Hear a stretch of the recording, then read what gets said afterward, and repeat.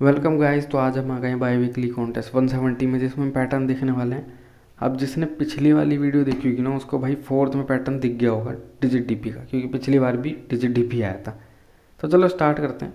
पहले में तो कुछ भी नहीं था, सच्ची बताऊँ तो इसको छोड़ ही देते हैं। क्या करते हैं इसमें, बस ये है कि तुम स्ट्रिंग को रिवर्स करने की बजाय नॉर्मली चेक कर सकते थे।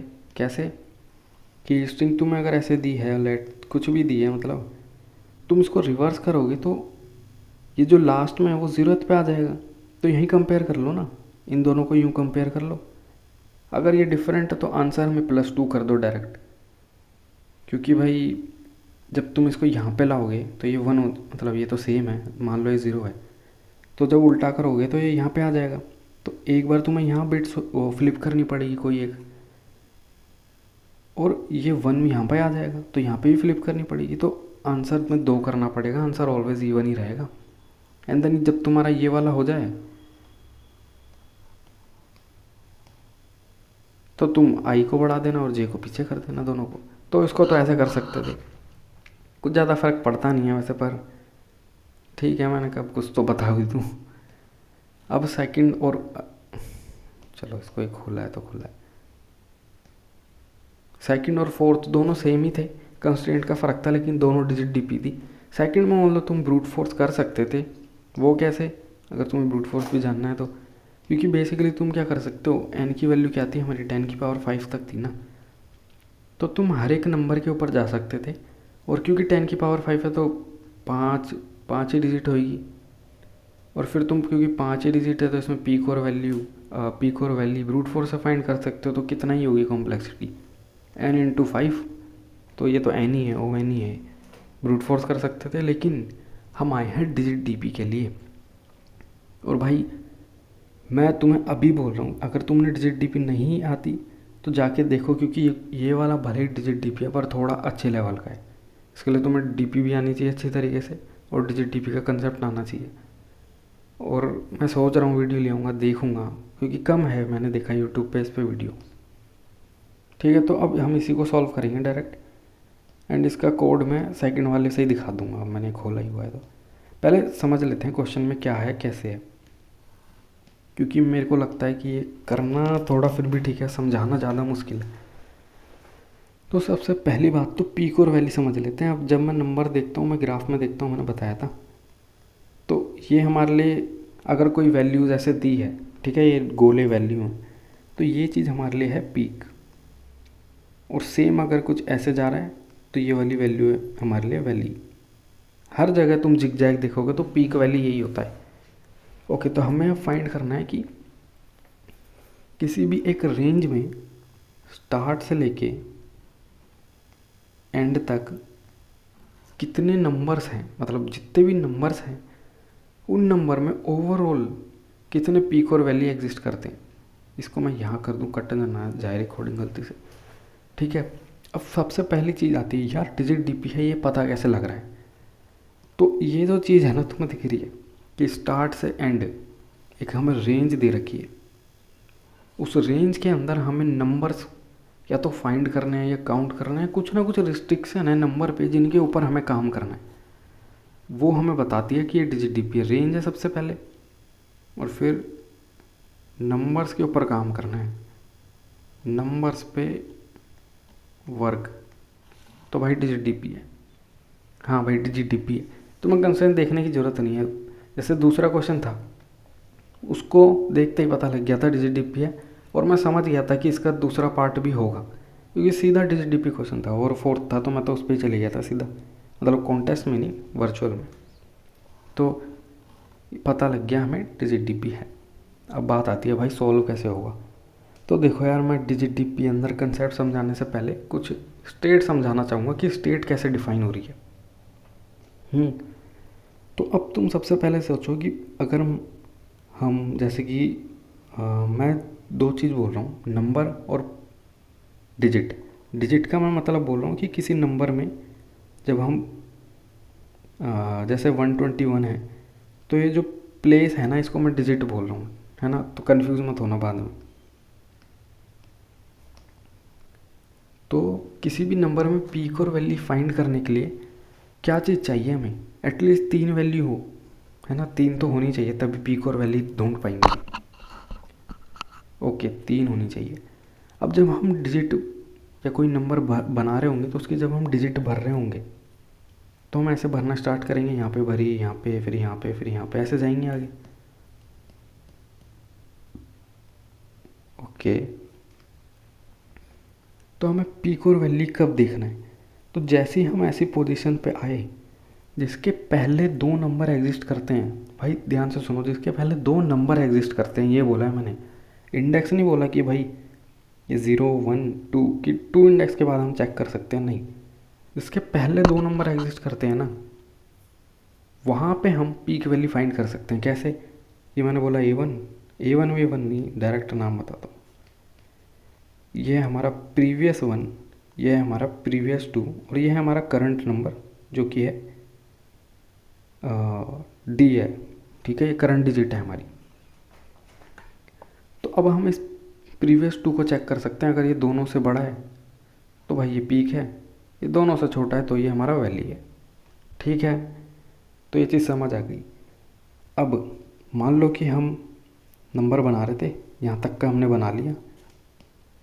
अब हमने यहाँ फंक्शन कॉल करी तो हमने यहाँ पे ना डीपी को, मतलब फंक्शन कॉल करी तो डीपी में वैल्यू सेव थी। हमने यहाँ से उठा के वो वैल्यू इधर की डीपी वैल्यू उठा के इसको दे दी, इसने ऐड कर ली। ठीक है, तो अब हम डीपी में जब स्टोर करेंगे तो हम क्या क्या स्टेट रखेंगे कि यूनिकली आइडेंटिफाई कर पाए हम हर एक स्टेट को। सबसे पहली बात, ith कौन से इंडेक्स पे, तो ठीक है, एक ith स्टेट हो गई, इंडेक्स बताएगी जो। अब डिजिट डीपी है तो भाई लो टाइट हाई टाइट हो गई। तुम्हें पता होगा लो टाइट हाई टाइट क्या है, नहीं पता तो अभी बता दूंगा, कोई दिक्कत नहीं। लो टाइट हाई टाइट होगा। अब सेकंड चीज़ कि हमें पिछले 2 नंबरों से मतलब है, ये यूनिकली डिफाइन करेंगे हर एक स्टेट को, क्योंकि जब तुम इस पर कॉल मारोगे मैटर करता है कि पिछले 2 नंबर क्या है, उसके हिसाब से इसके अंदर पीक और वैली एग्जिस्ट करेंगे। तो ठीक है, तो प्रीवियस 1 प्रीवियस 2 ये 2 हो गए हमारे, ये भी हो गए। चलो ठीक है, कुछ इससे क्या ये काफ़ी है हमारी स्टेट? देखते हैं। नहीं, स्टेट काफ़ी नहीं है, क्योंकि डिजिट डीपी में एक और स्टेट जनरली आती है नंबर्स में।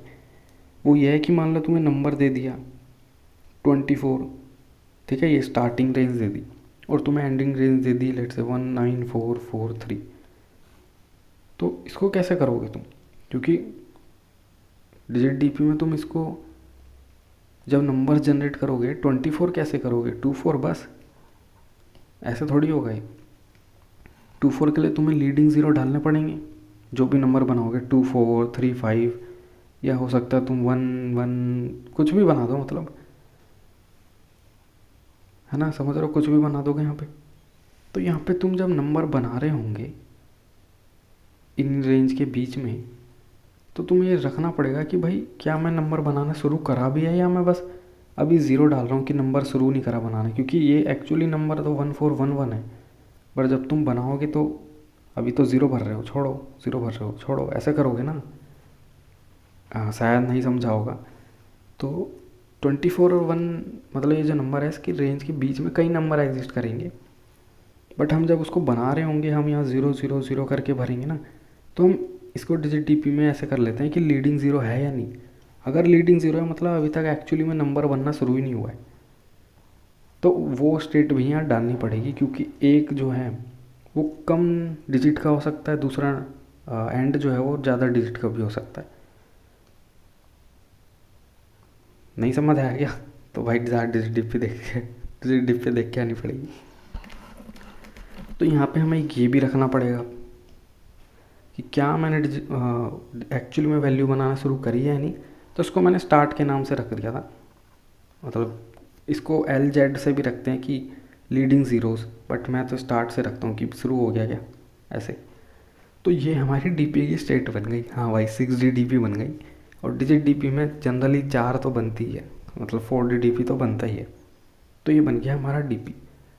अब आता है भाई एक मस्त कंसेप्ट नहीं, मतलब इस क्वेश्चन में जो एक मस्त चीज़ थी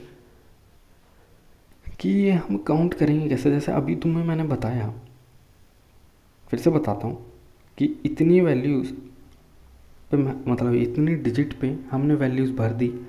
अब यहाँ से आगे हमने फंक्शन कॉल कर दिया जिसमें वैल्यू स्टोर थी डीपी में, वो आई, मतलब वो वैल्यू हमने ली और ऐड कर दी, एंड देन सब ने रिटर्न करा अपना, धीरे धीरे आंसर मिल गया। बट ये हो जाएगा गलत। वो कैसे, मैं एग्जांपल देता हूँ। लेट्स से 1 है, 5 है, 3 है,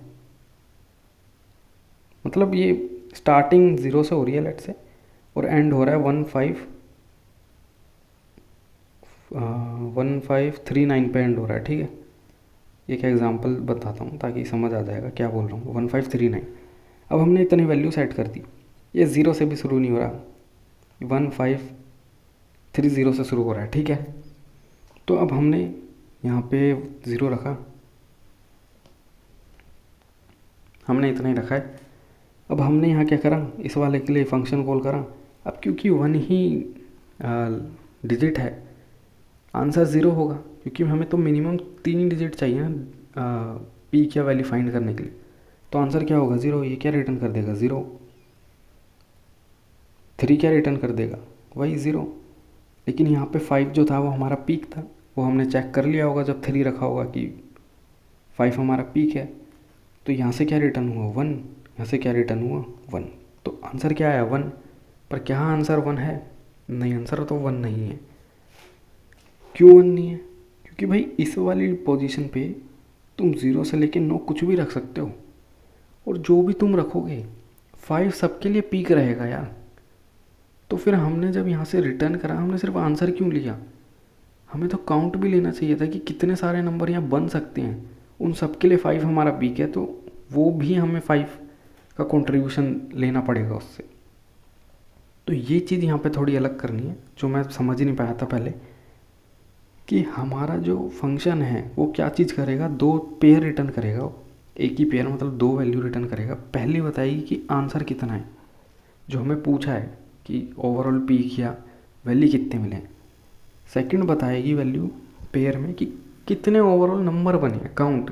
उस काउंट को फ़र्क नहीं पड़ सकता, काउंट को फ़र्क नहीं पड़ता कि पी क्या वैल्यू क्या, वो बताएगा कितने नंबर बने हैं अभी तक हमारे, है ना।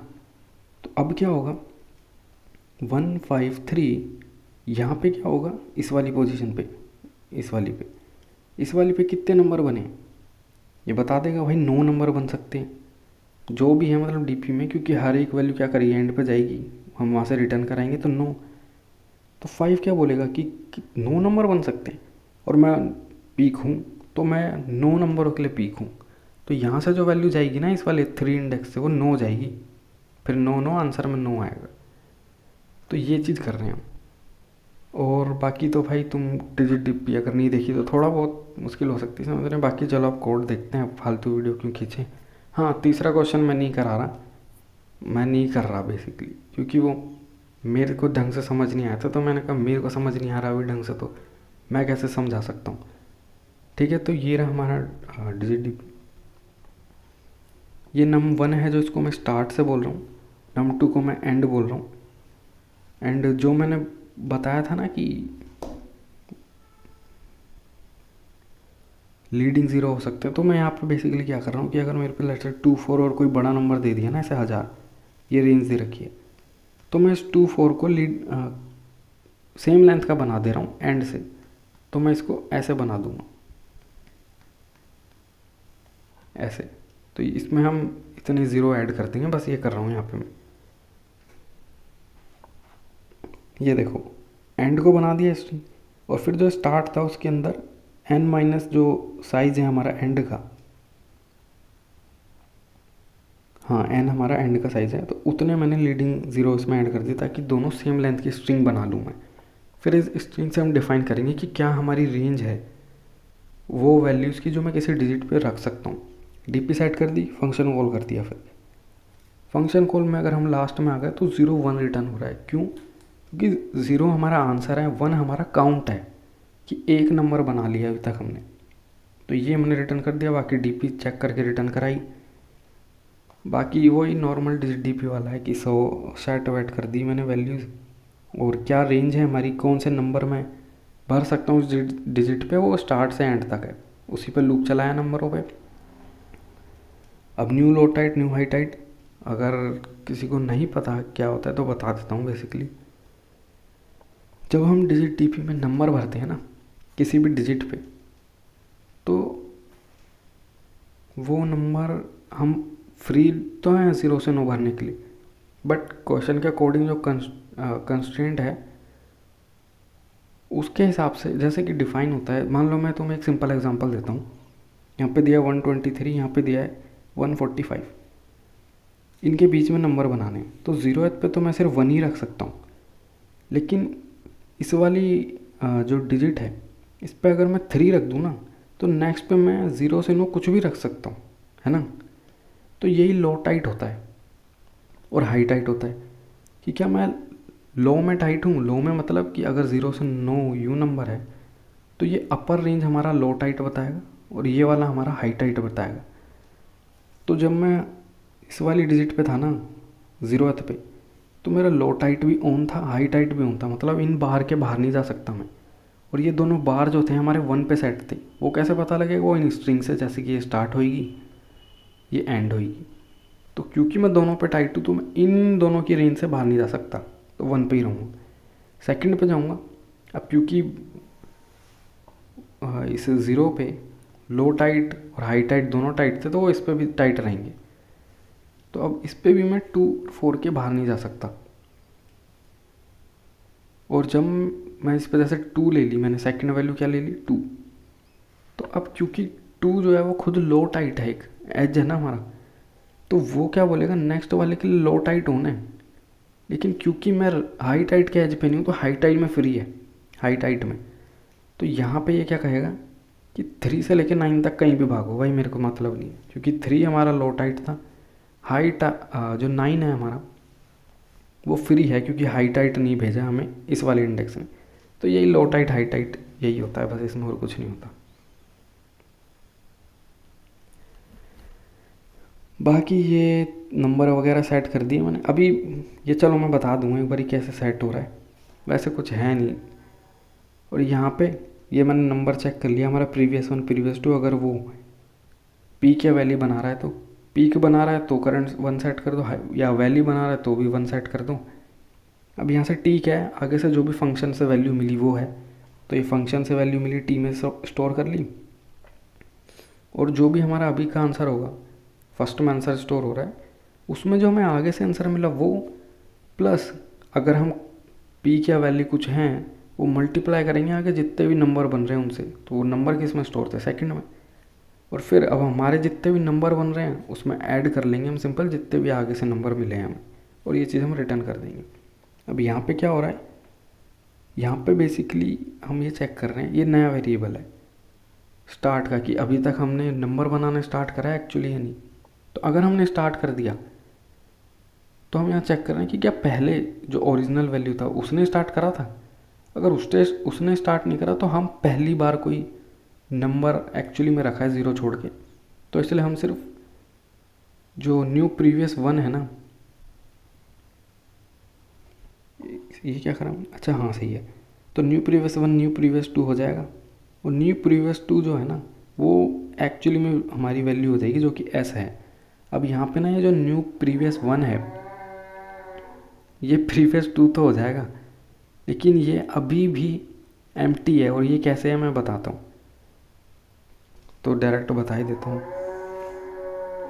मेरे ये इतनी तेज़ आवाज़।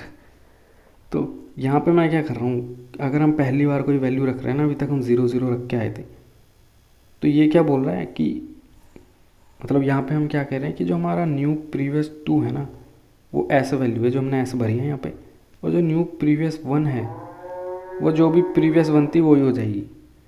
अब हमने एक चीज़ यहाँ पे करी है स्मार्टली कि जो हमारा वैल्यू है ना ये प्रीवियस 1 या प्रीवियस 2, इसमें 1 से लेके I mean 0 से लेके 10 तक की वैल्यू रख सकते हैं। और 10 का मतलब है एम्प्टी, तो हमारा प्रीवियस 1 ऑलवेज एम्प्टी था अभी तक, और अब ये हमारा न्यू वाला भी प्रीवियस ही हो गया, तो ये एक्चुअली में 10 ही है, इसका मतलब वो एम्प्टी है। और यहाँ पे हमने सेट कर दी पहली बार, ठीक है। अगर लेट से कहीं हम आगे आते तो उसमें क्या होता है कि हमारा न्यू प्रीवियस न्यू जो स्टार्ट है वो ट्रू होता कि हाँ भाई हम तो वैल्यू रख रहे हैं। और जो ओरिजिनल स्टार्ट है वो भी ट्रू होता। तो उस केस में हम यहाँ पे दोनों वैल्यू चेंज कर तो वहाँ भी रहे हैं, लेकिन यहाँ पे क्या करते हैं, यहाँ हम बोलते हैं कि जो न्यू प्रीवियस वन है ना वो हमारा ये हो जाएगा, मतलब ये पुराना प्रीवियस। अरे यार भाई गाय इतना चिल्ला है, तुम समझ गए होगे ठीक है। न्यू प्रीवियस वन, एक सेकंड ये क्या करा मैंने, ये बता रहा है कि अभी तक हमने वैल्यू भरना शुरू करी है, नहीं कर दी क्या, पहले भरना शुरू करी थी। अच्छा अगर पहले भी भर रहे थे तो दोनों वैल्यू सेट ही थी ना, तो उनको चेंज कर दिया। अगर इसमें क्या है कि पहले नहीं भरी हमने, आज पहली बार भर रहे हैं, तो जो न्यू प्रीवियस वन है वो 10 है, मतलब अभी तक सेट ही नहीं करा। और जो न्यू प्रीवियस 2 है वो अभी की वैल्यू है। बाकी तो भाई सेम है, तुम समझ जाओगे, कुछ अलग नहीं है इस कोड में। मेरा मकसद ये सब नहीं था, मेरा मकसद ये था वो स्टेट समझाना, वो समझ गए ना तुम, वो समझ गए। और डिजिट डीपी है इसका आइडिया लग गया, तो पैटर्न दिखने लग गया। बाकी थर्ड वाला मैं अलग से बता दूंगा कभी, और बाकी कल संडे है उसका भी देखते हैं क्या है। मिलते हैं अगली वीडियो में भाई, बाय।